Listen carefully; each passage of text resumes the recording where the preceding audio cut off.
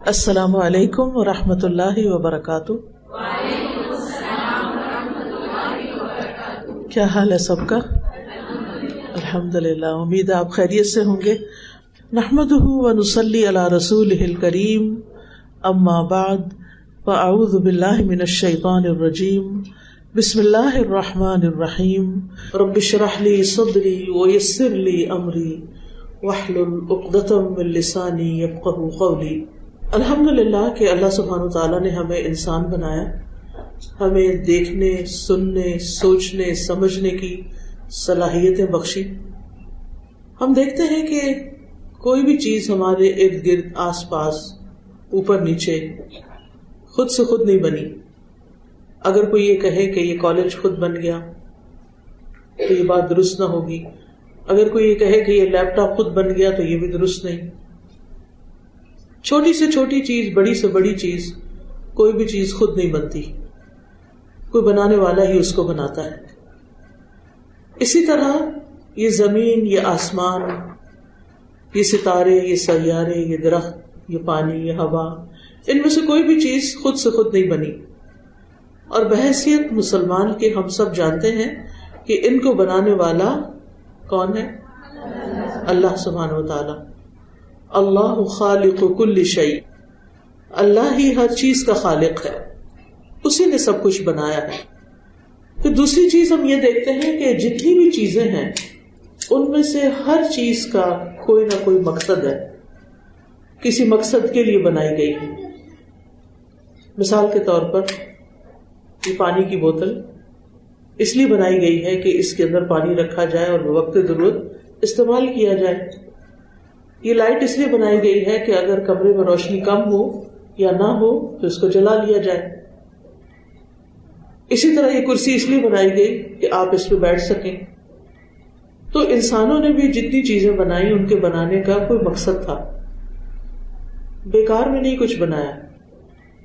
دوسری طرف ہم دیکھتے ہیں کہ جو چیزیں اللہ سبحانہ وتعالیٰ نے تخلیق کی ہیں، آسمان ہے، زمین ہے، ستارے ہیں، سیارے ہیں، ان میں سے کوئی بھی بیکار نہیں ہے، سارے کے سارے اپنے کام میں لگے ہوئے ہیں۔ اللہ تعالیٰ فرماتے ہیں کل فی فلق یسبحون، ہر ایک اپنے اپنے مدار میں گھوم رہے ہیں۔ جو ڈیوٹی، جو ذمہ داری ان میں سے کسی کی بھی اللہ تعالیٰ نے لگائی، وہ اس کو پورا کر رہے ہیں۔ ان ساری چیزوں کی افادیت اپنی جگہ، لیکن ان میں سے انسان کو اللہ نے پیدا کیا جس کے لیے یہ ساری چیزیں بنائی گئی۔ اللہ تعالیٰ فرماتے ہیں وَخَلَقَ لَكُم مَّا فِي الْأَرْضِ جَمِيعًا، زمین میں جو کچھ ہے وہ تمہارے لیے ہے، تمہارے لیے اس نے بنایا ہے۔ اسی طرح سَخَّرَ لَكُم مَّا فِي السَّمَاوَاتِ وَمَا فِي الْأَرْضِ، آسمانوں اور زمین میں جو کچھ ہے وہ اللہ نے تمہارے لیے مسخر کیا ہے کہ انسان ان چیزوں سے فائدہ اٹھا سکے۔ اب یہ سب چیزیں تو کسی مقصد سے بنی اور انسان کے لیے بنی اور انسان فائدہ بھی اٹھا رہا ہے، لیکن سوال یہ پیدا ہوتا ہے کہ انسان کیوں بنا ہے؟ ہمیں کیوں پیدا کیا گیا ہے؟ ہماری زندگی کا کیا مقصد ہے؟ ہمیں کیا کرنا ہے؟ ہم جانتے ہیں کہ ہمارے خالق نے پیدا کیا اور بیکار پیدا نہیں کیا، بلکہ قرآن مجید میں فرمایا، سورۃ ذاریات میں آتا ہے وَمَا خَلَقْتُ الْجِنَّ وَالْإِنسَ إِلَّا لِيَعْبُدُونَ، کہ میں نے جن و انس کو اپنی عبادت کے لیے پیدا کیا۔ گویا سب کچھ ہمارے لیے اور ہم اپنے رب کی عبادت کے لیے۔ ابن عباس کہتے ہیں کہ لیعبدونی کا مطلب ہے لیعرفونی، کہ لوگ مجھے پہچانیں۔ تو یہ ساری چیزیں چھوٹی ہوں یا بڑی ہوں، یہ ساری کی ساری اللہ تعالیٰ کی پہچان کا ذریعہ ہیں۔ ان کے ذریعے ہم اپنے خالق کو پہچانتے ہیں اور پھر خالق کو پہچان کر اس پر ایمان لاتے ہیں۔ تمام چیزیں اللہ تعالیٰ نے انسانوں کے لیے بنائی اور انسانوں کو اپنی عبادت کے لیے بنایا۔ اب سوال یہ پیدا ہوتا ہے کہ عبادت کیا چیز ہے؟ عبادت کا لفظ جو ہے وہ عربی زبان میں عبد سے نکلا ہے۔ عبد کہتے ہیں بندے کو، غلام کو۔ پہلے زمانے میں آپ جانتے ہیں کہ غلامی کا دور تھا اور جو غلام ہوتے تھے ان کو خرید لیا جاتا تھا، وہ خریدے ہوئے انسان ہوتے تھے اور پھر وہ جس کے غلام ہوتے تھے وہ اس کی ہر بات مانتے تھے. ان کی اپنی کوئی سے نہیں ہوتی تھی, اپنی مرضی نہیں ہوتی تھی, انہیں اپنے آقا کی ہر بات ماننی ہوتی تھی کیونکہ وہ اس کے غلام تھے. اسی سے لفظ عبادت نکلا ہے.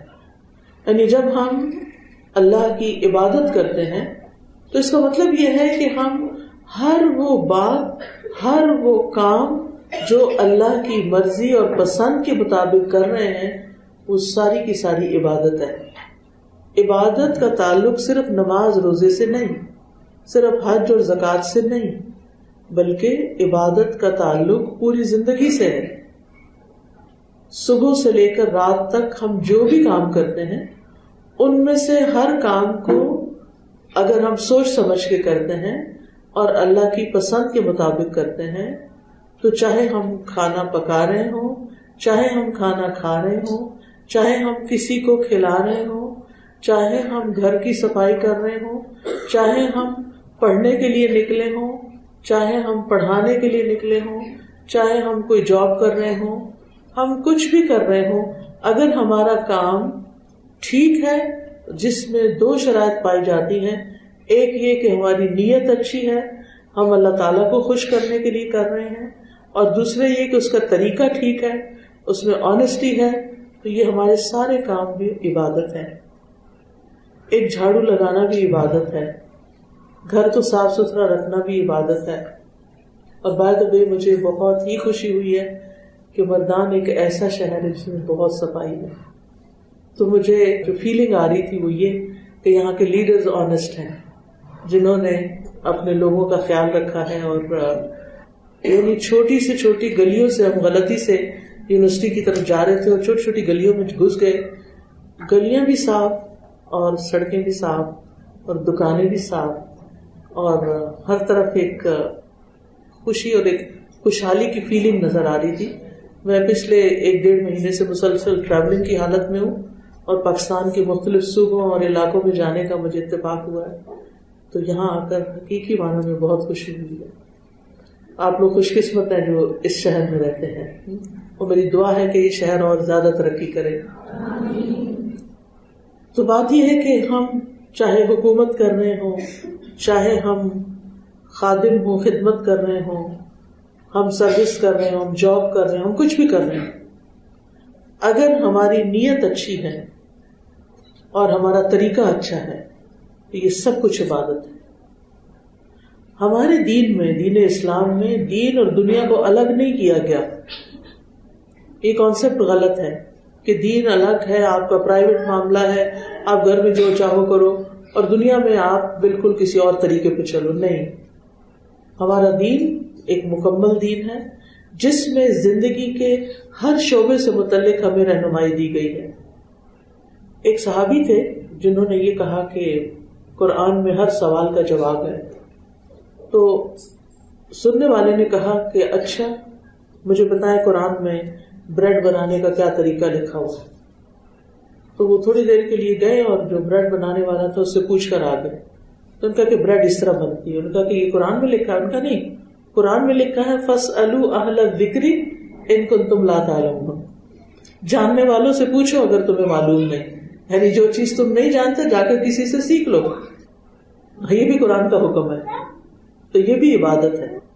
تو ہمارا دین ہمیں شادی سے لے کر زندگی کے سارے کاموں سے لے کر فوتگی, مرنے, اور صرف مرنے نہیں, مرنے کے بعد کی زندگی کے بارے میں بھی بتاتا ہے کہ ہمیں کیا کرنا چاہیے. اسی لیے ہمیں حکم دیا گیا ہے کہ یا ایھا الذین آمنوا ادخلوا فی السلم کافۃ, اے لوگوں جو ایمان لائے ہو دین میں پورے کے پورے داخل ہو جاؤ, کیونکہ یہ وہ دین ہے, دین اسلام, جس کو اللہ سبحانہ تعالیٰ نے ہمارے لیے پسند کیا ہے. کیونکہ پہلی چیز کیا ہے کہ جو بھی کام کریں نیت اچھی ہو, یہ دیکھ لیں کہ اللہ کی پسند کا ہے کہ نہیں, اور اللہ تعالیٰ اس سے راضی ہے یا نہیں, اور پھر دل میں اس بات کی خوشی ہو کہ جو بھی میں کام کر رہی ہوں اس کا ریوارڈ مجھے اللہ دے گا, اور مجھے اللہ ہی سے امید ہے کہ وہ اس کو قبول کرے گا. تو یہ ساری سوچ اس کام کو دین کا کام بنا دیتی ہے. اللہ سبحانہ تعالیٰ نے اس دین کے بارے میں فرمایا الیوم اکملت لکم دینکم وَأَتْمَمْتُ عَلَيْكُمْ نِعْمَتِي وَرَضِيتُ لَكُمُ الْإِسْلَامَ دِينًا، آج میں نے تمہارے لیے تمہارا دین مکمل کر دیا، تم پر اپنی نعمت تمام کر دی اور تمہارے لیے دین اسلام کو پسند کر لیا۔ تو گویا دین اسلام ایک مکمل دین ہے، جسے عام طور پہ ہم کہتے ہیں مکمل ضابطۂ حیات ہے، یعنی ضابطۂ حیات از اے ڈیفیکلٹ ورڈ ہے، اس کا مطلب ہے کہ ہمارا دین ساری زندگی کو ریگولیٹ کرتا ہے، ہر چیز کے بارے میں ہمیں رہنمائی فراہم کرتا ہے۔ تو الیوم اکملت لکم دینکم، مکمل دین، یہ دین ایک نعمت ہے، یعنی جس میں ہمیں باقاعدہ گائیڈنس دی گئی ہے، یعنی ہماری رہنمائی کی گئی ہے۔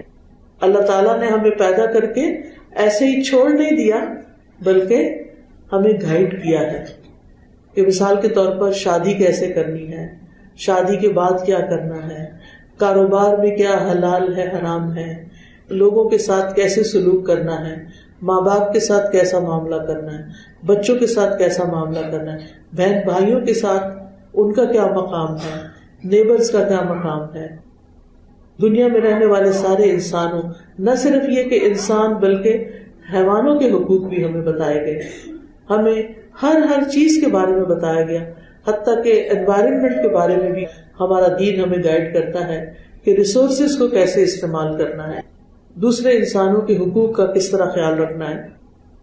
اس لیے اس دین کو نعمت قرار دیا گیا، الیوم اکملت لکم دینکم واتممت علیکم نعمتی، کہ میں نے تم پر اپنی نعمت تمام کر دی۔ یعنی نعمتیں تو بہت ساری ہوتی ہیں، کھانے پینے کی نعمت بھی ہے، پہننے اوڑھنے کی، زندگی میں بہت ساری نعمتیں ہوتی ہیں انسان کے، لیکن دین ان نعمتوں میں سب سے بڑی نعمت ہے۔ اگر کسی کی زندگی میں سب کچھ ہے لیکن دین نہیں نا، تو اس کا اندر خالی خالی ہے، اس کے اندر سیٹسفیکشن نہیں ہے، اطمینان نہیں ہے۔ لیکن اگر دین ہے تو دن میں 2 کھجوروں میں مل جائے تو دن گزر سکتا ہے خوشی سے۔ صحابہ کرام کتنا کھاتے تھے ایک دن میں، اور کیا دنیا کی نعمتیں استعمال کرتے تھے، وہ تو ایک مشن کے لیے جی رہے تھے، ان کی زندگیاں تو لوگوں کے لیے تھی، کیونکہ اللہ تعالیٰ نے فرمایا کنتم خیر امۃ اخرجت للناس، تم بہترین امت ہو، تمہیں لوگوں کے لیے پیدا کیا گیا، لوگوں کے لیے نکالا گیا ہے۔ لہذا وہ تو اپنی زندگی کو صرف انجوائے نہیں کر رہے تھے بلکہ لوگوں کی خدمت میں لگائے ہوئے تھے۔ یہی وجہ ہے کہ چند سالوں کے اندر ہی اسلامی سلطنت دور دور تک پھیل گئی، ہر کانٹیننٹ تک پہنچ گئی، ان کی قربانیوں اور محنتوں کی وجہ سے، ان کی آنیسٹی کی وجہ سے۔ تو اس نعمت کو ہمیں انجوائے کرنا چاہیے، اس کو اپنا کر، اسے سیکھ کر، اسے اختیار کر کے ہر معاملے میں جو بھی کام ہم کرنے لگے تو یہ اپنے آپ سے سوال کریں کہ اس معاملے میں اللہ سبحانہ وتعالیٰ اور اس کے رسول صلی اللہ علیہ وسلم کیا کہتے ہیں، کیا چاہتے ہیں، کیا فرماتے ہیں، کیا گائیڈ لائن ہے۔ اور تیسری چیز یہ بتا دی گئی وَرَضِيتُ لَكُمُ الْإِسْلَامَ دِينًا، میں نے تمہارے لیے دین اسلام کو بطور دین پسند کیا۔ ایک اور جگہ پر آتا ہے ان الدین عند اللہ الاسلام، کہ دین تو اللہ کے نزدیک بس اسلام ہی ہے۔ دین اسلام اللہ تعالیٰ کا پسندیدہ دین ہے اور ہمیں بھی پسند ہونا چاہیے، یعنی ہمارے خالق نے ہمارے لیے جو پسند کیا ہے وہ سب سے اچھا ہے۔ یعنی کچھ لوگ ہوتے ہیں وہ اپنی زندگی میں اتنے خوش رہتے ہیں تو ان کی خوشی کا راز یہ نہیں ہوتا کہ انہیں ہر چیز ان کی مرضی کی ملتی ہے، ان کی زندگی میں ان کی مرضی کے خلاف بھی بہت سی چیزیں ہوتی ہیں، لیکن جب وہ یہ سوچ لیتے ہیں کہ ایک میری چاہت تھی اور ایک اللہ کی چاہت ہے کہ میرے ساتھ ایسا ہو، تو میں پریفر کرتی ہوں اس کو جو اللہ کی چاہت۔ یعنی اگر انسان اللہ تعالیٰ کی پسند پر، اللہ کی تقدیر اور اللہ کی رضا پر راضی ہو جاتا ہے تو یہ چیز انسان کو خوش کر دیتی ہے۔ آج اگر میرے پاس کوئی چیز ہے تو اللہ نے دی ہے، میں شکر گزار ہوں، اور اگر کل وہ چیز میرے پاس نہیں تو اللہ تعالیٰ چاہتا ہے کہ اب یہ نہ ہو، میں اس پر بھی شکر گزار ہوں۔ جب تک اللہ نے چاہا اس چیز کو میرے پاس رکھا اور جب چاہا اس کو لے لیا۔ حضرت ام سلیم کے بارے میں آپ سب جانتے ہیں۔ حضرت ام سلیم جو ہیں وہ حضرت انس کی والدہ ہیں، حضرت انس وہ ہیں جنہوں نے 10 سال نبی صلی اللہ علیہ وسلم کی خدمت کی جب وہ مدینہ میں تشریف لائے. حضرت ام سلیم کا ایک بیٹا تھا اور بیمار تھا، تو ان کے ہسبینڈ کسی کام سے باہر گئے تو پیچھے سے بیٹا فوت ہو گیا. حضرت ام سلیم نے اس کو نہلا دھلا کے اس کے اوپر کپڑا ڈال کے رکھ دیا، اور جب ہسبینڈ واپس آئے تو پوچھا کہ وہ بیٹا کدھر ہے، کیا حال ہے اس کا. کہنے لگی پہلے سے زیادہ اچھے حال میں ہے، آرام میں ہے. وہ بھی مطمئن ہو گئے. پھر ان کو کھلایا پلایا، ان کے ساتھ رات گزاری، اور صبح ہوئی تو پوچھنے لگی اگر آپ کو کوئی اپنی امانت آپ کے پاس رکھوائے اور پھر واپس مانگے تو آپ کیا کریں گے. تو نے کہا میں خوشی سے واپس کروں گا، جس کی چیز ہے اس کو واپس دوں گا. کہا آپ کا بیٹا اللہ کی امانت تھی آپ کے پاس، اللہ نے واپس لے لیا ہے. یہ ماں ہے، ماں سے زیادہ بچے سے کون پیار کرتا ہے؟ لیکن یہ کیسی ماں ہے جو اتنی بڑی بڑی باتیں کر رہی اور اتنے حوصلے میں اور اتنے صبر میں. یہ صبر کس نے سکھایا ہے؟ یہ حوصلہ کس نے دیا ہے؟ یہ غم کے ساتھ ڈیل کرنا کس نے سکھایا؟ یہ دین نے سکھایا، یہ ایمان نے سکھایا. اس میں ہم دیکھتے ہیں ایک اور مثال ہے. عرب کی ایک مشہور شاعرہ تھی خنسا. دور جاہلیت میں ان کو اپنے بھائی سے بہت پیار تھا، تو دور جاہلیت میں اس کے بھائی کو کسی نے مار ڈالا، سخر اس کا نام تھا، مارے گئے. ان کے لیے انہوں نے بہت مرثیے لکھے. مرثیے وہ پوئمز ہوتی ہیں جو مرنے والے کے لیے لکھی جاتی ہیں. تو بہت سی پوئمز انہوں نے لکھی اور وہ اتنی مشہور ہوئی، اور اس کی وجہ سے ان کو بہت شہرت ملی مرثیے کی وجہ سے. مرثیے کا مطلب تو پتہ ہے نا آپ کو جی، جو کسی کی وفات پر لکھا جاتا ہے، شاعری ہوتی ہے. تو یہ اس کی وجہ سے بہت زیادہ پاپولر ہو گئی، اور اس میں یہ کہتی ہیں کہ میں سخر کے لیے اتنا روں گی کہ کبھی میں نہ کھاؤں گی نہ پیوں گی نہ سائے میں بیٹھوں گی. پتہ نہیں کیا کیا باتیں انہوں نے کی اور اپنے غم کا اظہار کیا. یہی خاتون خنسا مسلمان ہوتی ہیں. جنگ قادسیہ میں ان کے 4 بیٹے شہید ہوتے ہیں اور یہ ایک آنسو نہیں بہاتی. وہ جو دور جاہلیت میں دن رات رو رہی تھی، کہتے ہیں کہ مرثیے لکھنے کے علاوہ انہوں نے کالے رنگ کی گدڑی پہن لی تھی، وہ بالوں کی بنی ہوئی ہوتی ہے نا، جو ہر وقت غم کے اظہار کے طور پر یہ اپنے اوپر چڑھائے رکھتی تھی، کبھی نہیں اتارتی تھی، سب کو بتانے کے لیے کہ میں غم زدہ عورت ہوں اور میرا بھائی فوت ہو گیا. لیکن جب ایمان آیا، 4 بیٹوں کی شہادت پر یہ آنسو نہیں بہا رہی. اس کا یہ مطلب نہیں کہ ہم کسی کے غم میں آنسو بہا نہیں سکتے. میں وہ ڈفرنس بتانا چاہتی ہوں کہ ایک انسان جب اسلام میں پورا داخل ہوتا ہے، جب اس کے اندر ایمان مضبوط ہوتا ہے، تو وہ دنیا کی ہر چیز کا مقابلہ کر لیتا ہے، وہ حقیقی معنوں میں امپاورڈ ہو جاتا ہے. آج ہم ویمن امپاورمنٹ کی باتیں کرتے ہیں کہ عورتوں کو مضبوط بنانا چاہیے، اور اس کے لیے ایک سولوشن ہے ہمارے پاس کہ ان کو فائنینشلی اسٹرانگ کر دو تو وہ بہت امپاورڈ ہو جائے. نہیں، میں پرسنلی جانتی ہوں بہت سی خواتین کو جن کے پاس اپنا بہت سا پرسنل مال ہے لیکن وہ غم سے باہر نہیں آتی، محرومی کا شکار ہے. یہ صرف دین ہے جو انسان کو مضبوط بناتا ہے. یہ اللہ کے ساتھ تعلق ہوتا ہے، یہ جینے کا مقصد سامنے ہوتا ہے جس کی وجہ سے انسان مضبوط بنتا ہے اور اچھی زندگی بسر کر سکتا ہے. کیونکہ زندگی میں امتحان بہت سارے ہیں، بہت سی مشکلات ہیں، لیکن عقل مند انسان وہی ہے کہ جو ان مشکلات کا مقابلہ کرنا جانتا ہو اور ان مشکلات کو حل کرنا جانتا ہو اور اس کا حل تلاش کرنا جانتا ہو. یہ عقل مندی نہیں ہوتی کہ ہم ہر وقت چھوٹے بڑے مسائل کو لے کر لوگوں کے پاس بیٹھ کر روئیں. یہ کوئی عقل مندی کی بات نہیں ہوتی. ادھر بچے نے کچھ کیا، ادھر فرینڈ کو فون کیا، آج میرے بچے نے یہ کر دیا، ادھر شوہر نے کچھ کہا تو پھر کسی اور کو سنانے بیٹھ گئے کہ شوہر ایسا ہے، ماں باپ ایسے ہیں، فلاں ہے، ساری دنیا سے کمپلینٹس ہیں. کیا کر رہے ہیں ہم اپنی زندگی کے ساتھ؟ لوگ تو ایسا ہی ہیں، وہ تو نہیں بدلیں گے. کس کو بدلنا ہے؟ ہمیں خود کو بدلنا ہے، اور ان باتوں کی پرواہ نہیں کرنی، اور ان باتوں کو اپنے سر پہ سوار نہیں کرنا. ان سارے حالات کے باوجود ہمیں وہ کرتے رہنا ہے جو ہمیں کرنا چاہیے، جو ہماری آخرت کے لیے مفید ہو، جو ہماری کل کی زندگی کو، جو اصل زندگی ہے، اسے خوشگوار بنا دے. ہم سب کو پتا ہے ہم اس دنیا میں ہمیشہ کے لیے نہیں آئے. انسان آ رہے ہیں اور جا رہے ہیں. اللہ کے پاس سے آ رہے ہیں اور اللہ ہی کے پاس واپس جا رہے ہیں. صرف جو بیچ کا تھوڑا سا عرصہ اس پلانٹ پہ ہے ٹیسٹنگ ٹائم ہے, ہم سب کو ٹیسٹ کیا جا رہا ہے. لیبلوکم ایکم احسن عملا, کہ یہاں رہ کے اچھے کام کون کرتا ہے. تو ہماری زندگی کا گول اور ہدف اور مقصد کیا ہونا چاہیے کہ ہم اپنی زندگی کے ہر منٹ کو کسی اچھے کام میں گزاریں, ہم لوگوں کے ساتھ اچھا معاملہ کریں, ہم پروڈکٹیو انسان ہوں, اس زمین پر کچھ کر کے جائیں, صرف رونے دھونے میں وقت نہیں گزاریں. عام طور پر خواتین کا یہ ایک ویک پوائنٹ ہوتا ہے کہ چھوٹی چھوٹی چیزیں ان کو بہت ڈسہارٹ کر دیتی ہیں اور سینسیٹیو بنا دیتی ہیں, اور پھر اس کے بعد وہ کچھ کرنے کے قابل نہیں رہتی. ان چیزوں سے اوپر اٹھ جائیں. کبھی بھی کسی انسان کی طرف سے آپ کو ڈس اپوائنٹمنٹ ہو, کسی کی طرف سے کوئی تکلیف پہنچے, تو اس میں کھونا نہیں, گنوانا نہیں, اور یہ نہیں سوچنا کہ سیلف پٹی کا شکار نہیں ہونا, بلکہ اس معاملے میں سیلفش ہونا ہے کہ میرا فائدہ کس میں ہے, میری آخرت کس میں ہے, مجھے ان رویوں کے مطابق اپنے رویے کو بہتر کرنا ہے.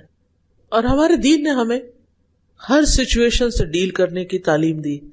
مشکل یہ کہ ہمیں پتہ نہیں ہے, اس کے لیے ہمیں اپنے آپ کو اسلامکلی ایجوکیٹ کرنے کی ضرورت ہے. ہم میں سے ہر شخص کو قرآن کا پورا ترجمہ آنا چاہیے, اس لیے کہ یہ کتاب اللہ تعالیٰ نے ہمارے لیے بھیجی ہے.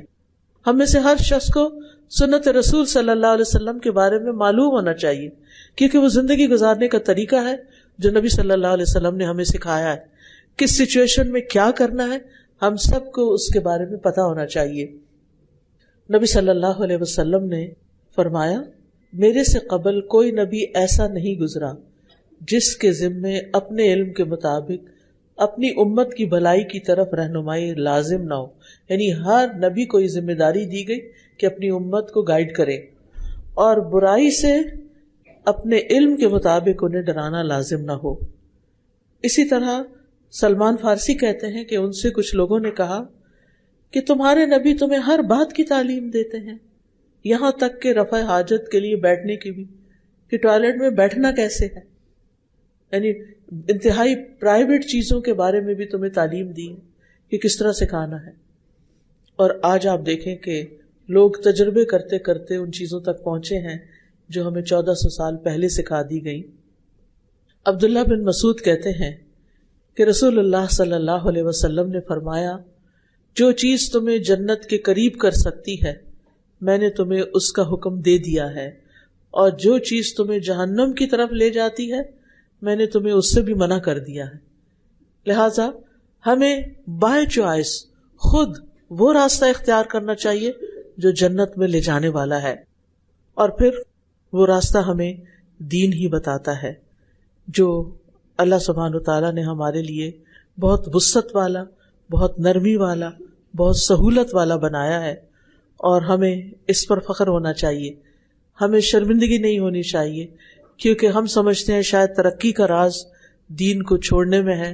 نہیں, دین کو اپنانے میں ہے, دین کو اختیار کرنے میں ہے, کیونکہ دین ہماری جان کی حفاظت بھی کرتا ہے, دین ہمارے مال کی حفاظت بھی کرتا ہے, دین ہمیں ایسے اصول دیتا ہے جس سے ہماری عزت کی حفاظت ہو. لہذا دین ہمیں زندگی بخشنے کے لیے آیا ہے. اللہ تعالیٰ فرماتے ہیں, یا ایھا الذین آمنوا استجیبوا للہ وللرسول اذا دعاکم لما یحییکم, اے لوگو جو ایمان لائے ہو, اللہ اور اس کے رسول کی پکار پہ لبیک کہو جب تمہیں وہ اس چیز کی طرف بلائیں, دعوت دیں جو تمہیں زندگی بخشتی ہے. لہذا انسان یہاں دنیا میں ہوتے ہوئے اگر اللہ کی اطاعت میں زندگی بسر کرتا ہے تو اس کا دل زندہ رہتا ہے, اور زندگی اصل میں دل ہی کی زندگی ہے. جس کا دل مردہ ہو جائے, جس کا دل پریشان رہے, جس کے اندر کوئی خوشی نہیں, اس کی کوئی زندگی نہیں. لہٰذا اپنے آپ کو دیکھا کریں کہ وہ کون سی چیزیں ہیں کہ جن کو کرنے کے بعد آپ کو ایک ڈیپ ڈاؤن سیٹسفیکشن ہوتی ہے, اور وہ کون سی چیزیں ہیں جن کو کر کے آپ کے دل کے اندر ایک پریشانی آتی ہے. لہٰذا کچھ چیزیں تو ناگوار ہوتی ہیں زندگی میں, لیکن کچھ چیزیں خوشی کا باعث بھی ہوتی. تو ہمیشہ برائٹر سائڈ کو دیکھیں, شکر گزار بنیں. یاد رکھیے ہمارے دین کی اللہ کو ضرورت نہیں ہے, ہمارے دین کی اللہ کو ضرورت نہیں ہے کہ ہم اگر یہ سمجھیں کہ ہم نماز پڑھیں گے تو شاید اللہ تعالیٰ کا کوئی فائدہ ہوگا، یا ہمارے روزے سے اللہ تعالیٰ کو کچھ ملے گا، یا ہم حج کریں گے تو اللہ تعالیٰ کی شان میں اضافہ ہوگا. ہرگز نہیں. وہ تو اپنی ذات میں قابل تعریف ہے، ہم تعریف کریں یا نہ کریں، کائنات کی ہر چیز اس کی تسبیح کرتی ہے. وَإِن مِّن شَيْءٍ إِلَّا يُسَبِّحُ بِحَمْدِهِ وَلَٰكِن لَّا تَفْقَهُونَ تَسْبِيحَهُمْ. زمین و آسمان کی کوئی چیز ایسی نہیں کہ جو اس کی تسبیح نہ کر رہی ہو، لیکن تم ان کی تسبیح کو نہیں سمجھتے. ہمیں سمجھ نہیں آتی، لیکن ہر چیز اپنے خالق کو پہچانتی ہے، اپنے رب کو پہچانتی ہے. لہذا دین کو اپنے اوپر اللہ کی رحمت سمجھیں. یہ دین رحمت ہے، یہ دین فطرت ہے، اور جس کے ساتھ اللہ بھلائی کا ارادہ کرتا ہے اللہ تعالیٰ اس کو دین کی سمجھ دے دیتا ہے. من یرد اللہ بہ خیرا یفقہہ فی الدین. قرآن مجید میں بھی آتا ہے من یرد اللہ ان یہدیہ یشرح صدرہ للاسلام. جس کے ساتھ اللہ چاہتا ہے کہ اس کو ہدایت دے، اس کا سینہ اسلام کے لیے کھول دیتا ہے. ہمارا دین ہمیں زندگی بخشنے کے لیے آیا ہے، اور نہ صرف یہاں بلکہ ہماری اگلی زندگی کو بھی بہتر کرنے کے لیے آیا ہے. یعنی دین پر چلنے کے دو فائدے ہیں، ایک یہ زندگی اچھی ہوتی ہے اور ایک آگے کی زندگی اچھی ہوتی ہے.